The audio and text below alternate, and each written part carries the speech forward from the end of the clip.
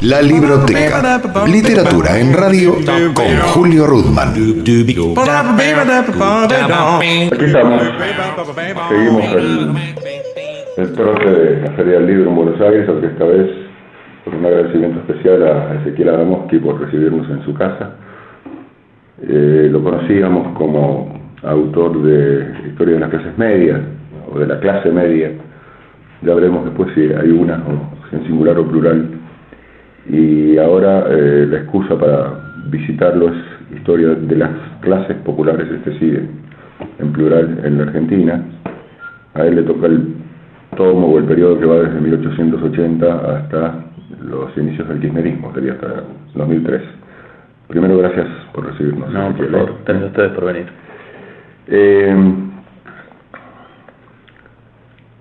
Algo fuera del micrófono se explicaba de que Sudamericana, que ha publicado estos dos tomos, uno firmado por Gabriel Di Meglio, que es el que arranca desde el siglo XVI hasta 1880, digamos. Sí.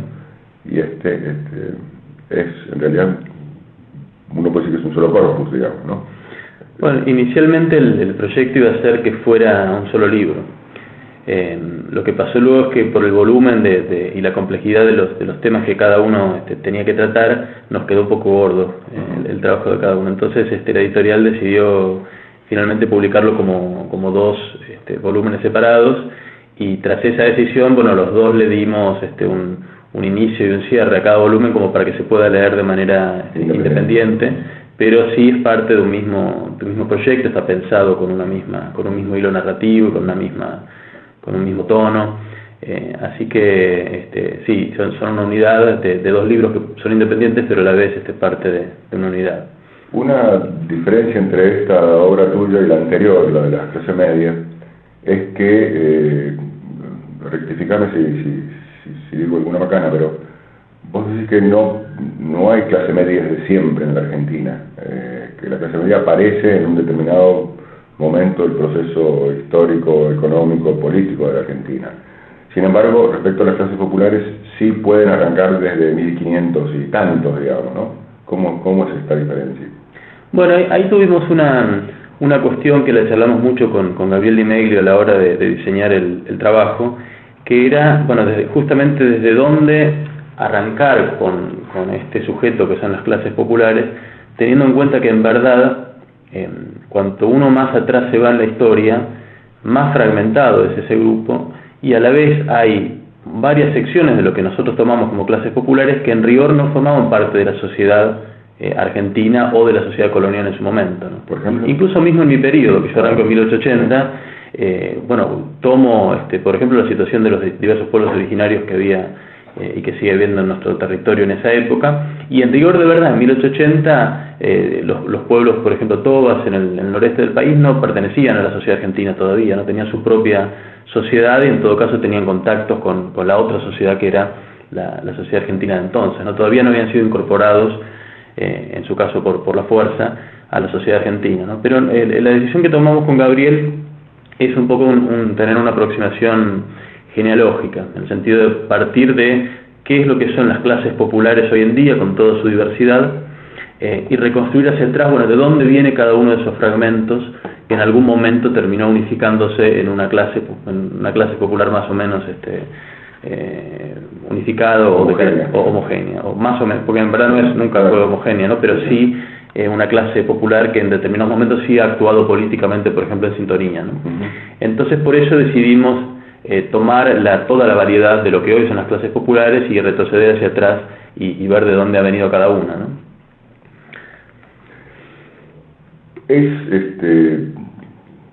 Hago una especie de puente con tu libro anterior, ¿no? Con el de la clase media.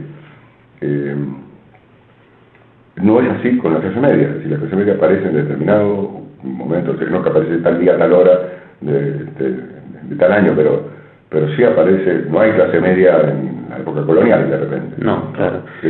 No, lo que sucede con la clase media es que es como grupo social tiene características muy distintivas respecto de otros agrupamientos que uno llama clases, ¿no? La clase alta, la clase popular, en el sentido de que no hay ningún digamos, principio de características objetivas que le dé cuerpo como tal, ¿no? Uno podría decir, bueno, si uno habla de las clases patronales, por ejemplo, hay determinados intereses económicos inmediatos que hacen que esos grupos tiendan a tener alguna clase de unidad o acción en común. Lo mismo uno podría decir respecto de los grupos asalariados, las clases bajas, en el sentido de que, por ejemplo, por dar un ejemplo, a pesar de que hay cantidad de trabajadores de distintos rubros y demás, en el momento, por ejemplo, que se discuten paritarias, bueno, ahí hay un interés más o menos compartido de que esa discusión salga favorable para todos los sectores, ¿no? En ese sentido, digamos, hay características objetivas que le dan cierta consistencia a esas dos clases, y esa consistencia se ve, por ejemplo, bueno, que los trabajadores tienen sindicatos, tienen una central de trabajadores que los agrupa, la patronal también tiene sus propias instituciones, tiene sus propios representantes políticos y demás, y sin embargo toda la parte intermedia que uno llama clase media no tiene nada comparable, ¿no? En el sentido de... No hay paritaria clase media. No hay paritaria, digamos, no hay algo que unifique inmediatamente o que tenga la fuerza unificadora para agrupar, digamos, a un almacenero y a un médico. Sencillamente no comparten intereses inmediatos en común, ¿no? Por lo cual no va de suyo que tenga que existir una clase media, es decir, que todos los sectores que no son ni muy ricos ni muy pobres se agrupen como clase, ¿no? Esto pasó en distintos países del mundo paulatinamente desde, digamos, fines del siglo XVIII, los primeros agrupamientos de clase media que hubo, hasta la actualidad, y tiene mucho que ver no tanto con características objetivas e intereses de clase, sino con la aparición de una identidad de pertenecer a una clase media, ¿no? Y eso es lo que en Argentina no existe, seguro, antes de 1920, y en el trabajo que yo hice, bueno, una de las hipótesis es que arranca a generarse esta identidad muy débilmente en 1920, pero en verdad el momento donde se adquiere solidez como para que uno hable de una clase media es recién en la época del peronismo, ¿no? Así que antes... Ni siquiera con Irigoyen, claro, ¿no? No, es que en verdad no, hay una... Es un poco como el imaginario popular es que con Irigoyen acceden las clases medias, claro, al gobierno, al poder o al gobierno por lo menos, y recién con Perón las clases populares, digamos. Sí, eso tiene que ver con un relato de la historia argentina que dejó muy fuertemente instalado Gino Germani, en su época el fundador de la sociología argentina, y que hoy es casi de sentido común, pero cuando uno va a los documentos históricos, las fuentes de la época, hay dos cosas que aparecen inmediatamente. Una que ya era conocida, digamos, antes de mi trabajo, que es que el irigoyenismo en verdad tuvo una base de votos obrera muy fuerte, ¿no? No era un partido particularmente votado por los sectores medios, era un partido popular con amplio arraigo en todas las clases sociales, ¿no? Y desde el punto de vista de su dirigencia, la verdad es que la dirigencia inicial era más bien de clase alta, no de clase media, ¿no? Así que no había nada particularmente de clase media en el irigoyenismo como movimiento, ¿no?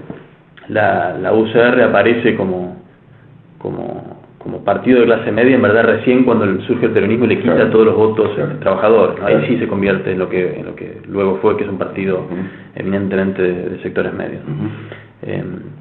Pero no, en la época de Irigoyen no hay pruebas que permitan suponer que existía una identidad de clase media en ese momento. Respecto de tu enfoque del esquema de trabajo de historia de las clases populares, nos remitimos a tu periodo, digamos, de 1880 a 2003. ¿Cómo fue encarar eso? ¿Cuál es tu perspectiva para armar el trabajo? Bueno, lo primero que tendría que decir es que es bastante complicado, ¿no? Porque las clases populares tienen una diversidad enorme y lo que queríamos hacer, tanto Gabriel como yo, era hacer una mirada, para empezar, lo más federal posible, y también una mirada que no estuviera exclusivamente centrada en la clase trabajadora, ¿no? Es decir, por eso han puesto clases populares exactamente, sí. Entonces queríamos que por supuesto estén las clases trabajadoras organizadas como tal, pero también, bueno, pueblos originarios, los afroargentinos, que tienen un lugar importante, pastores, campesinos, digamos, las clases populares en toda su diversidad y complejidad, ¿no? Así que fue una tarea bastante ciclópea de leer y tratar de sintetizar la cantidad de estudios e investigaciones que hay para cada uno de los grupos que me tocó trabajar. Y después, algo que a mí me gusta mucho, que bueno, partiendo de esa masa enorme de información, bueno, cómo encontrarle un hilo narrativo, ¿no? Cómo ir cosiendo estas distintas historias para tratar de darles una coherencia, un sentido, tratar, digamos, de definir, bueno, qué peso se le da a cada grupo, a cada historia, en qué momento aparece, en qué momento no. Eso, por supuesto, no va de suyo, es decisión del historiador, y a mí particularmente ese trabajo me gusta mucho, ¿no? Y la guía, digamos, de toda esta construcción narrativa tiene que ver con algo que está en el comienzo del libro como definición, ¿no? Que las clases populares en verdad no existen en el aire, independientes de otro contexto, sino que en verdad solo hay clases populares en relación con clases dominantes o clases altas, ¿no? Solamente en esa relación aparece que determinados grupos pasan a ser clases populares, ¿no? Entonces, el hilo central es, bueno, tratar de visualizar por dónde pasa la relación de subalternidad en la que están involucradas distintas partes de las clases populares en cada momento respecto de cómo eran las clases altas en cada momento.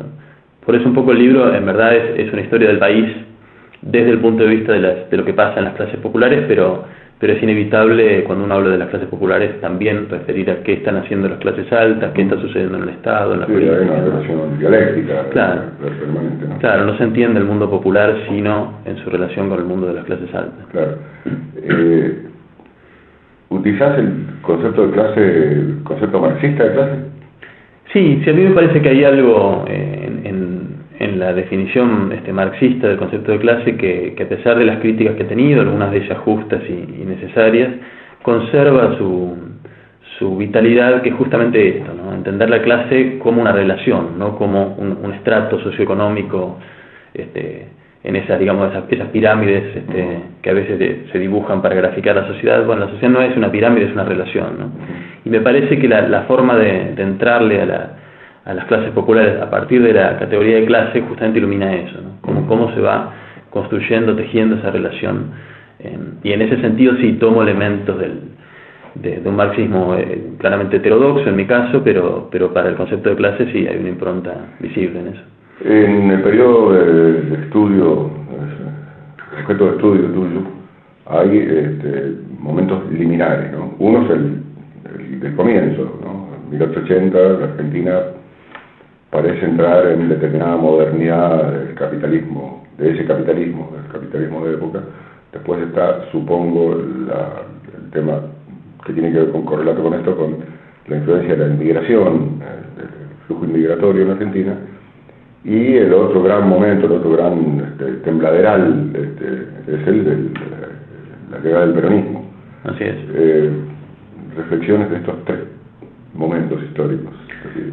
Bueno, el primer momento, el momento que abre el libro es un momento, no es casual que hayamos elegido eso, es un momento en el cual la sociedad argentina cambia de una manera muy vertiginosa y muy profunda.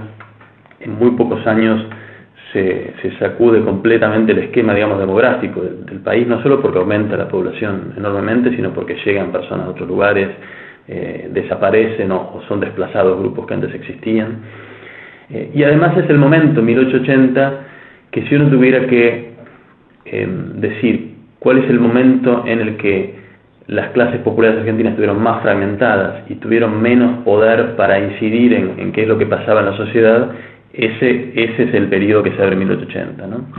El momento donde las clases dominantes consiguen organizarse y tener acuerdos entre ellas, consiguen implantar un Estado, un aparato de Estado por primera vez, digamos, fuerte y con capacidad de control sobre el territorio, y un periodo donde todavía no existían formas de participación política democrática, ¿no?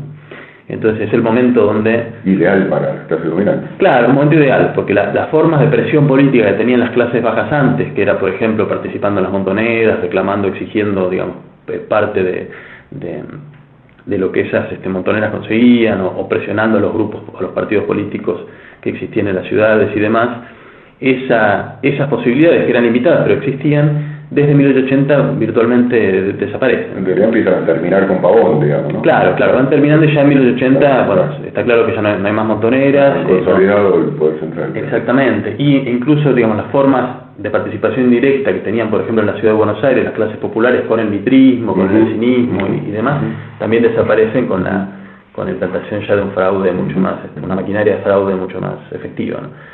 Así que en ese momento es el momento de mayor desarticulación de las clases populares.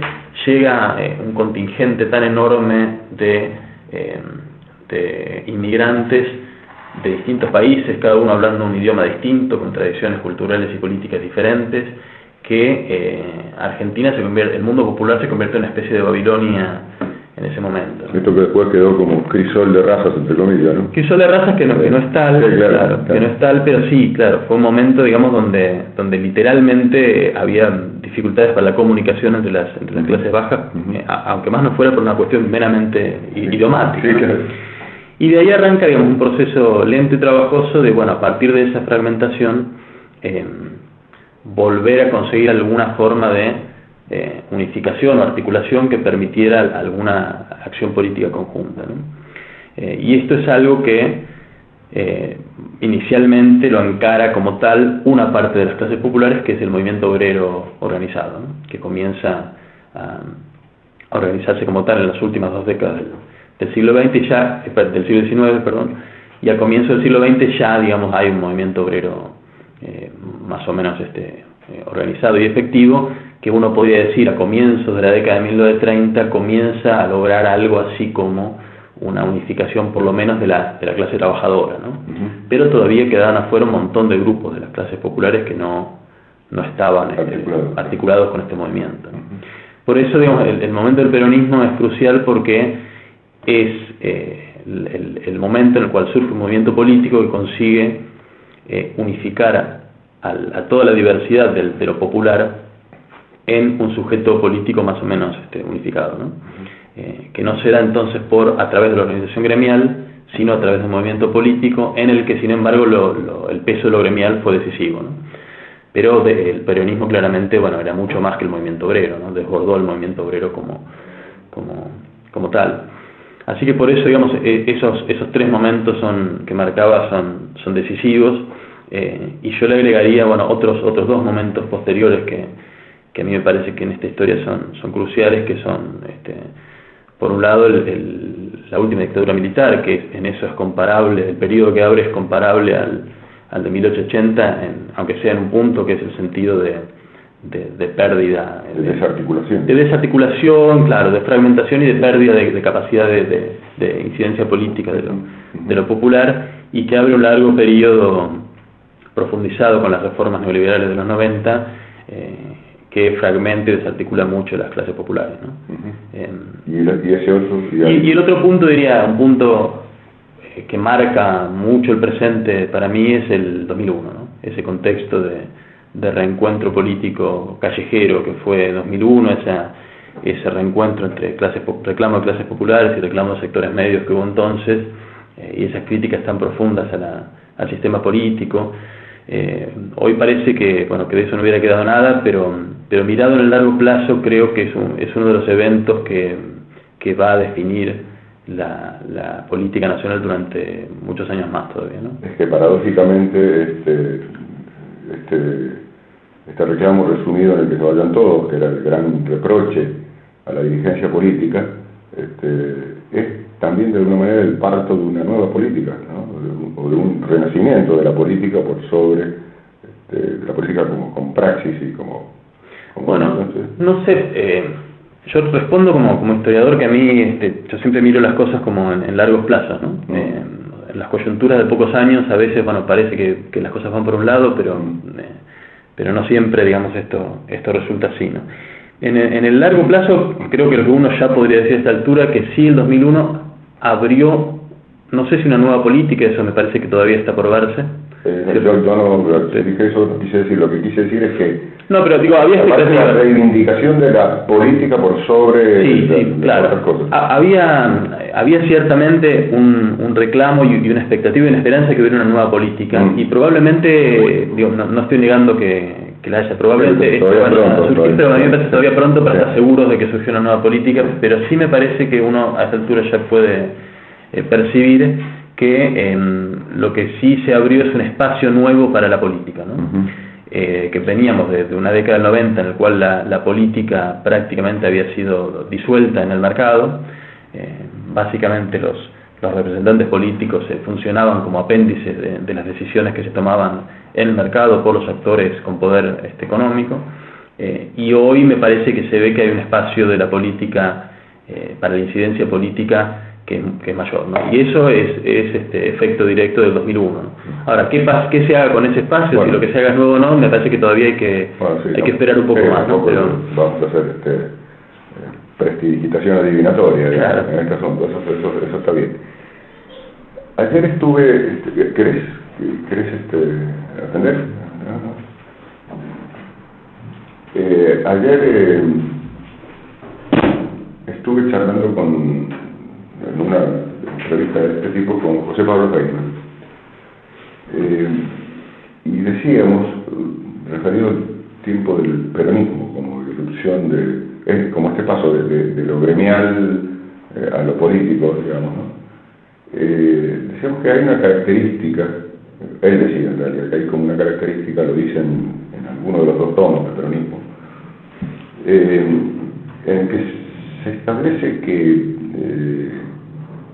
las clases populares, por seguir usando no solamente la clase obrera, sino las clases populares, la historia de las clases populares es que le arrancan al sistema, o le pugnan contra el sistema capitalista para arrancarle las reivindicaciones de clase, si vos querés. La diferencia es que el peronismo se las da de arriba hacia abajo, digamos, el estado de bienestar, dice Feynman, esa es su tesis, digamos, le da estos beneficios, los beneficios concretos, se los da de arriba hacia abajo, lo que, por ejemplo, dice Feynman, produce esta dirigencia sindical, la que todavía tenemos en general, ¿no? Gente acostumbrada a recibir del Estado y a participar inclusive de los negocios del Estado o con el Estado. ¿Te parece un análisis? No, yo no estoy muy de acuerdo con eso. Me parece que es más complejo en el siguiente sentido.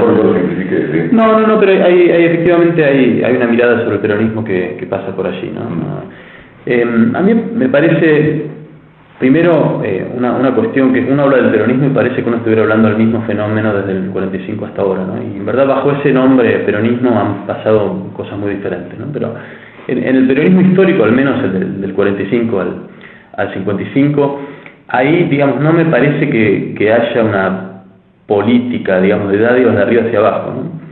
Primero porque el propio peronismo surge con unas luchas de abajo muy importantes, pero además, y eso es algo que trato de mostrarlo lo mejor que puedo en este libro, durante todas las dos primeras presidencias de Perón, la presión desde abajo para obtener mejoras y concesiones es tan enorme que el propio Perón le resulta inmanejable, y muchas veces hay una colisión bastante visible entre los reclamos que vienen desde abajo y lo que quiere hacer Perón, ¿no?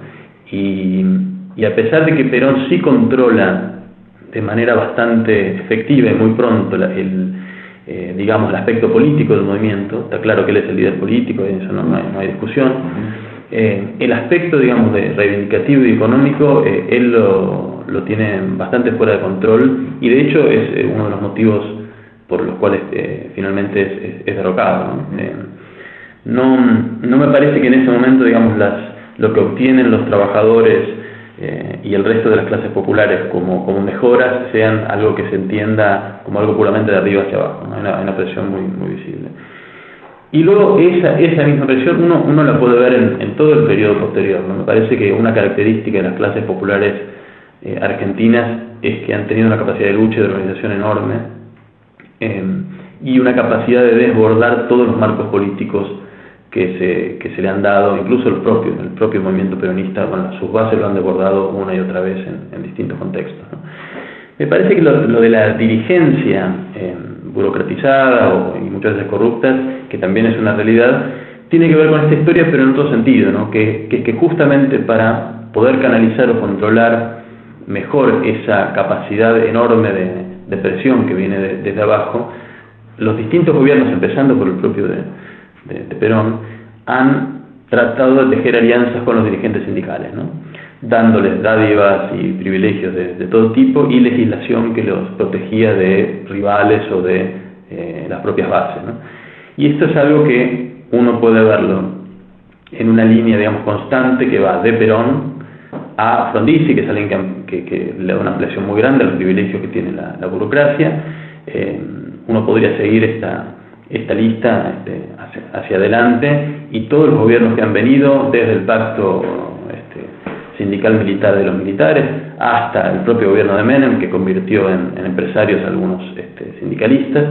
Prácticamente todos los gobiernos han tenido políticas para aliarse con la dirigencia sindical corrupta y burocratizada justamente para tener bajo control la presión del movimiento trabajador desde abajo, ¿no? Así que esa creo que es un poco la complejidad de lo popular y en este caso particularmente el movimiento trabajador en Argentina, ¿no? Que no se reduce a lo que pasa en los sindicatos, es un movimiento con una componente de base muy fuerte, y lo que pasa en los sindicatos no se reduce a lo que pasa en sus cúpulas. Claro. La Libroteca. Literatura en radio con Julio Rudman.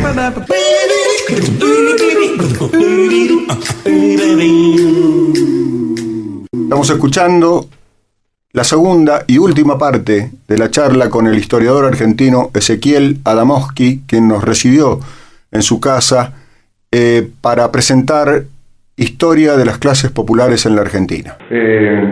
Vuelvo hacia atrás en la historia y hay un fenómeno que también tiene que ver con el peronismo, pero en realidad lo que estoy tratando de buscar en tu reflexión es tal vez un paso anterior, que tiene que ver con que creo que producto también o como efecto, yo no sé si colateral o no, secundario o no, eso me lo dirás vos, del gran flujo inmigratorio, hay un fuerte crecimiento de sectores populares con ideas socialistas, anarquistas, comunistas, en los primeros años del siglo XX, ¿sí? Yo tenía un amigo que a su vez tenía un amigo que, para explicar por qué Perón puede cooptar a toda esa gran masa, decía que a los comunistas entonces, a los anarquistas entonces les había fallado el traductor, decía el tipo. Que me pareció que gráficamente así, pero en realidad te estoy pidiendo una explicación un poco más profunda. ¿Qué pasó para que el peronismo pueda meter mano en la clase obrera, en las clases populares en generales, y arrebatarle a los movimientos socialistas, comunistas, anarquistas, estoy diciendo los tres grandes corrientes que tenían preeminencia en ese entonces? Bueno, pasaron varias cosas, ¿no? Una que es una de las que habitualmente no se habla porque parece, digamos, tan normal como la lluvia y uno ya no lo menciona, pero que a mí me parece importante mencionarlo, que es que particularmente comunistas y anarquistas sufrieron una represión tremenda y constante desde el, principio del siglo XX hasta la llegada de Perón y luego también, ¿no? Sí. Una represión constante que significa militantes encarcelados, muertos, sus publicaciones cerradas, sus sindicatos clausurados. Eso es constante, digamos. Cuando uno habla de, por qué determinadas corrientes no tuvieron mejor suerte, ese es un tema que hay que mencionar. De todos modos, me parece que no se agota ahí, digamos. Hay efectivamente limitaciones propias de estas corrientes que explican que hayan perdido la base que en un momento habían conseguido, ¿no? En el caso de la corriente anarquista me parece que tuvo una dificultad grande con lidiar con el fenómeno estatal en general, ¿no? Lidiar con la efectividad del Estado, con el hecho de que el Estado, además de sus aspectos opresivos, efectivamente, en el Estado se definen cosas que pueden incidir bien o mal en la vida concreta de los trabajadores, y es justo y necesario que un trabajador se preocupe por lo que pasa en el Estado, y los anarquistas no supieron lidiar con este tema, ¿no? Los comunistas en algún sentido sí, digamos, tenían un planteamiento de qué hacer con el Estado. Me parece que tuvieron limitaciones de otro tipo en su caso, que es una cierta falta de sintonía con algunos aspectos culturales de las clases trabajadoras argentinas de esos años, que sí el peronismo pudo captar un poco mejor, ¿no? Me refiero, digamos, a todo aquello que tiene que ver con la vida de una persona de clase popular de esa época, que no pasaba solamente por su identidad de clase como trabajador, ¿no? Digo, el peronismo tuvo como movimiento, digamos, no gracias exclusivamente a Perón, sino el propio movimiento y cómo se fue armando, tuvo una capacidad mucho mejor de conectar con aspectos identitarios de la cultura, de personas cuya vida no pasaba únicamente por el sindicato o por el trabajo, ¿no? Y luego otro aspecto que me parece que hay que destacar, que es que la posibilidad de acceder a un control más o menos directo del aparato de Estado es una posibilidad que el peronismo como movimiento lo ofrecía, digamos, concretamente, de manera inmediata, mientras que las otras corrientes, bueno, o bien no pensaban en el tema como los anarquistas, o bien ofrecían una perspectiva de revolución que, bueno, había que esperar a que se materializara, ¿no? Esto, digamos, el peronismo tuvo lo que tienen muchas veces los fenómenos políticos en los que participan las clases populares, pero que no están motorizados por esas clases mismas, que es que, bueno, como dice la frase popular, muchas veces, bueno, mejor pájaro en mano que 100 volando, ¿no?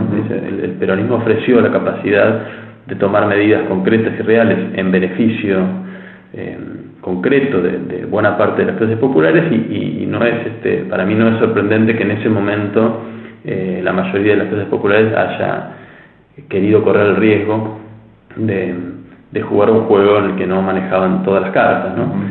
Y ese, bueno, efectivamente era un riesgo en su momento, y hoy está casi en el olvido el hecho de que la apuesta inicial del acompañamiento al peronismo tenía que ver con la creación de un movimiento político controlado por los trabajadores, que fue el laborismo, ¿no?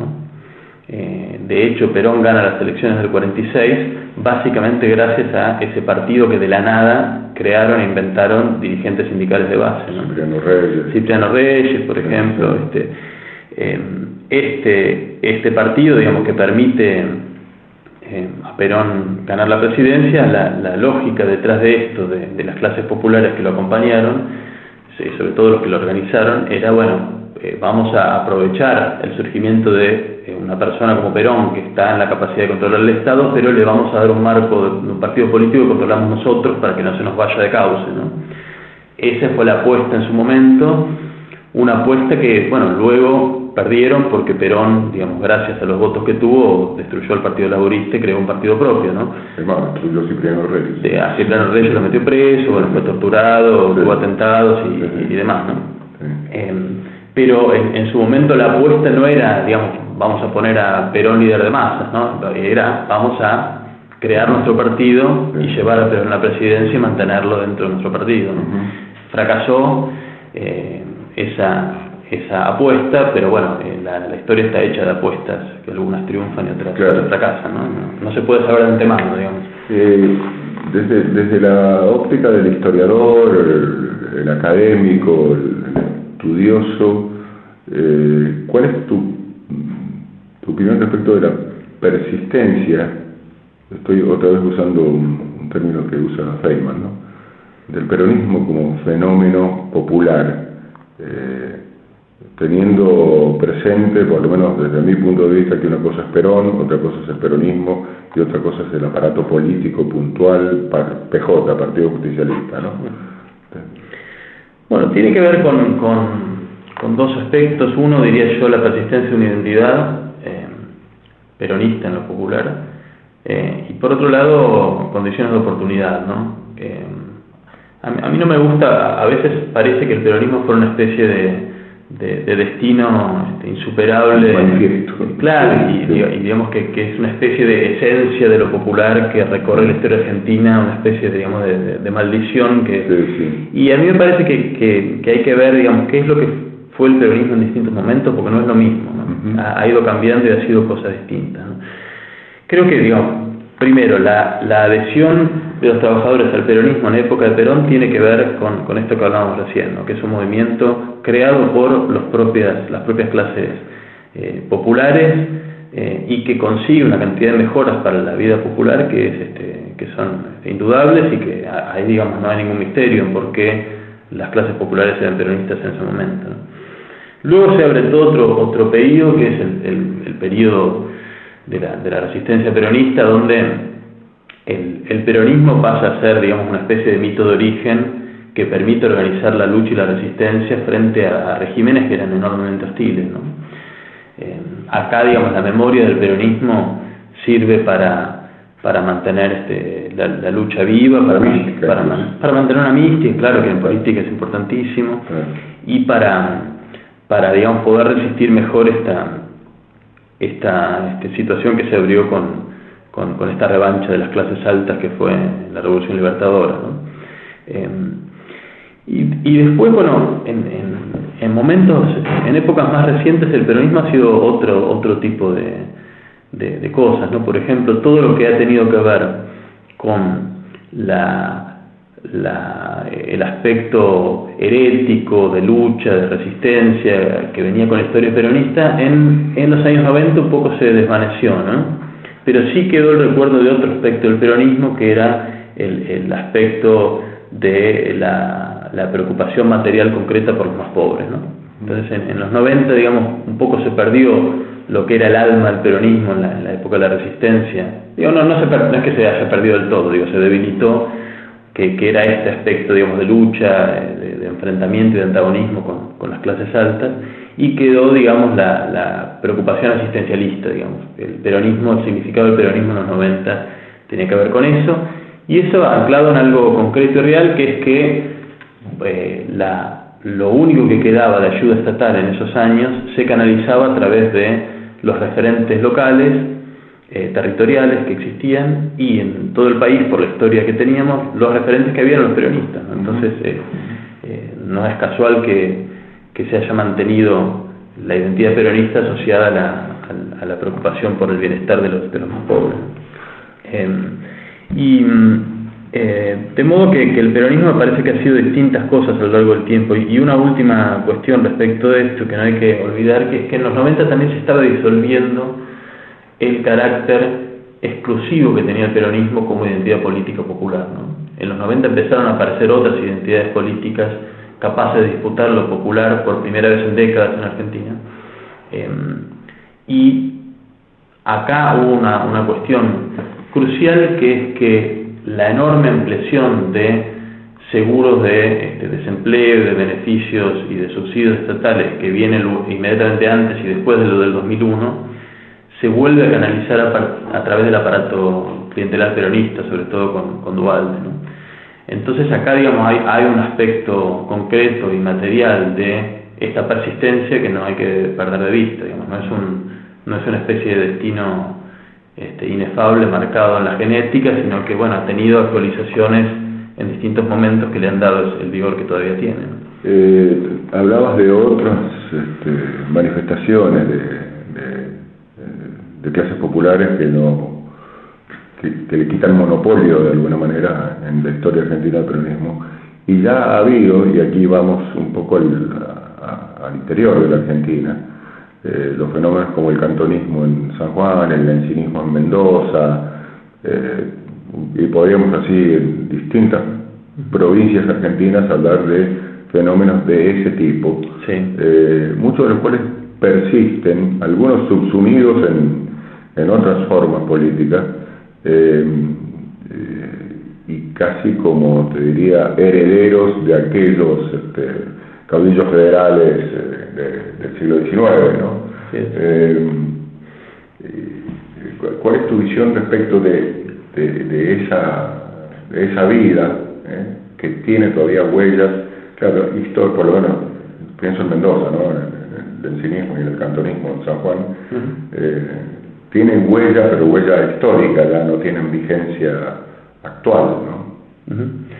Sí, bueno, buena parte de esos movimientos, como los que mencionabas, y uno podría agregar el fenómeno de Ricardo Caballero en Rosario, y Miguel Tanco en Jujuy, digamos, de políticos en el noreste argentino, Corrientes. Sí, por todas partes uno podría identificar fenómenos de lo que luego se llamó, digamos, populismo, previos al peronismo. Por ejemplo. Muchos de estos movimientos terminaron integrándose al peronismo, ¿no? Claro. Otros no, otros mantuvieron, a pesar de su aire de familia, a veces por desavenencias personales con Perón, se mantuvieron al margen. Y otros surgieron del peronismo e hicieron el camino inverso, se convirtieron en partidos no peronistas, pero populares, por ejemplo el caso de Neuquén, el movimiento popular neuquino. Así que hay digamos, situaciones locales donde se reproduce de alguna manera identidades políticas populares, algunos estilos similares de relación con lo popular, y con un vínculo con el peronismo a nivel nacional que es muy variable en los diferentes casos, ¿no? Pero efectivamente hay memorias de todo eso que siguen, a veces pueden activarse con rédito político en diversas provincias, ¿no? Sin duda. Te pregunto si las clases populares, voy a tomar ejemplos, ¿no? Las clases populares de Jujuy o de Río Gallegos tienen puntos en común, en todo caso, cuáles, y no, o no, con las clases populares del conurbano bonaerense y de Capital Federal, hoy. Sí, me parece que tienen puntos en común y también puntos divergentes, ¿no?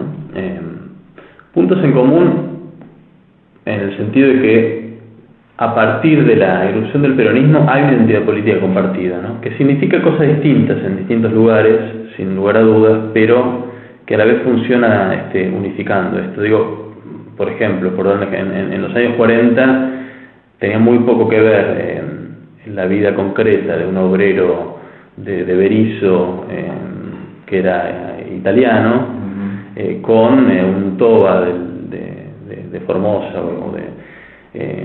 y sin embargo ambos en ese momento compartieron la identificación con el peronismo, ¿no? Ahí, digamos, y eso fue un poco la fuerza de este fenómeno, su capacidad justamente de articular un sujeto unificado.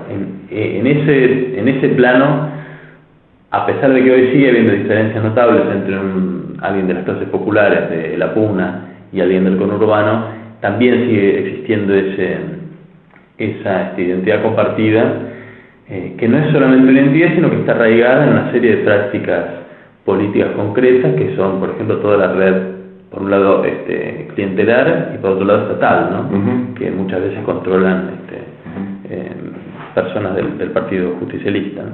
Así que ahí me parece que hay puntos de comparación importantes, y luego algunas cuestiones en común, ¿no? Hay lo que comentábamos recién, ¿no? De determinados procesos económicos que se definen de acuerdo más a los intereses de las patronales o un poco más hacia los intereses económicos de los trabajadores, bueno, cuyo resultado afecta directo o indirectamente a la gran mayoría, ¿no?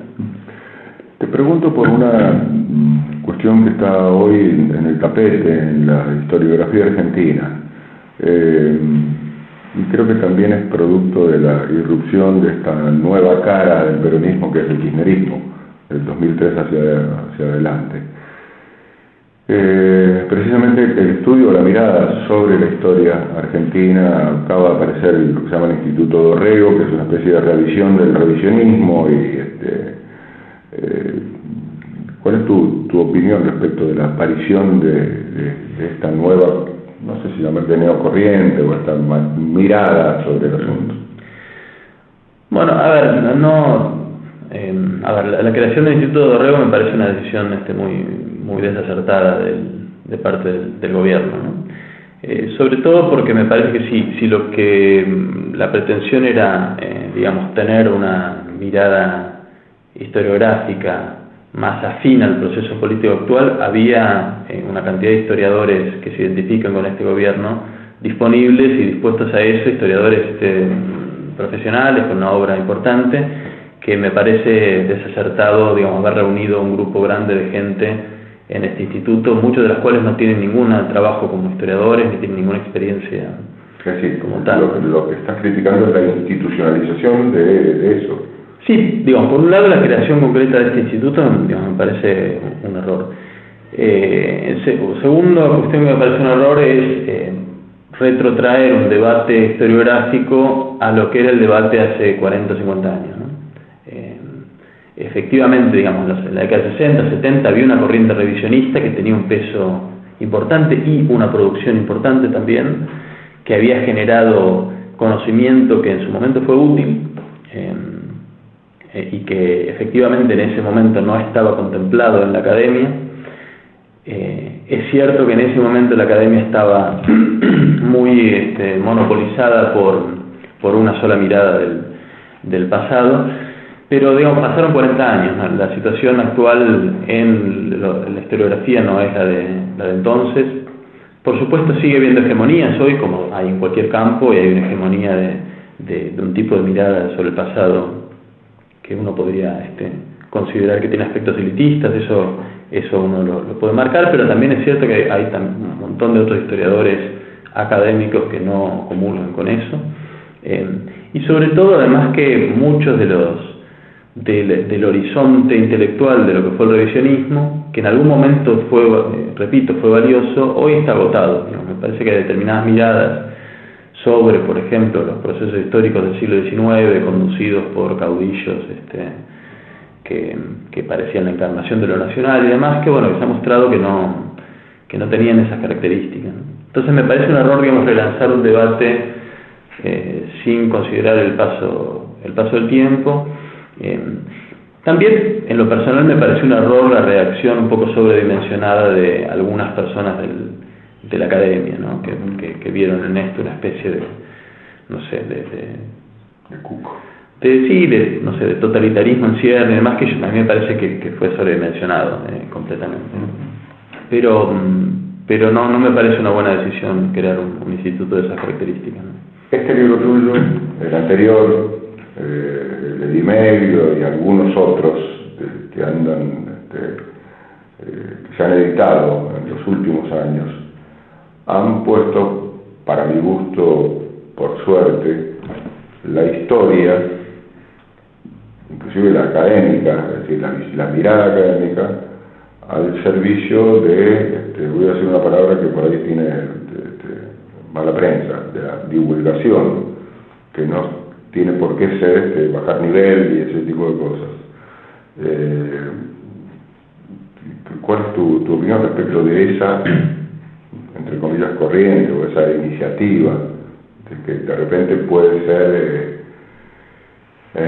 iniciativa de las empresas editoras, pero también tiene efectos sobre la sociedad en general, ¿no? La divulgación de la historia académica, pero a nivel para que el peatón la entienda, digamos? Bueno, personalmente yo vengo trabajando hace mucho tiempo en temas de divulgación. Gabriel Di-Meglio, por su lado, también es muy conocido por su trabajo en TV, ¿no? El caso nuestro, de nosotros dos, de algunos poquitos historiadores más, es diferente en el sentido que tenemos una trayectoria bastante anterior de interés por la divulgación, que no es el interés, o digamos que uno lo puede rastrear como anterior a un interés mucho más reciente de la academia, que recién en los últimos 5 años uno puede decir que hay algún interés de la academia como tal en la divulgación, un poco como respuesta a este fenómeno posterior a 2001, que fue la enorme circulación y venta de libros, trabajos y documentales y demás de gente que no es de historiador académico, ¿no? Un poco como reacción a eso sirvió para despertar un poco la academia y nos dio más lugar a aquello que desde un poco antes veníamos desde remando, insistiendo en que divulgación no es una mala palabra, que muy por el contrario es el horizonte, me parece, final del trabajo de un historiador. Tiene que ser poder volcarlo a una narración del pasado que pueda otorgar sentido a la vida de las personas comunes, ¿no? Es decir, no escribir una historia únicamente para especialistas, ¿no? Estamos todavía en un momento donde yo diría que mayoritariamente dentro de la academia divulgación sigue siendo mala palabra, ¿no? A los que hacemos divulgación todavía enfrentamos una serie de prejuicios bastante densa dentro del campo académico. Por suerte eso lentamente está cambiando, ¿no? Y es cierto que hay una serie de iniciativas. Bueno, esta misma colección en donde salen nuestros libros es parte de eso. Todavía iniciativas motorizadas más bien por el mercado editorial antes que por la misma academia. Yo espero que en un tiempo podamos empezar a motorizar cosas desde la propia academia, pero es un momento, por suerte, de lenta apertura, ¿no? Gracias por este rato, por este diálogo. Gracias a ustedes. Cerramos por ahora la libroteca. Pone el señalador en la radio pública y nos reencontramos en el próximo capítulo.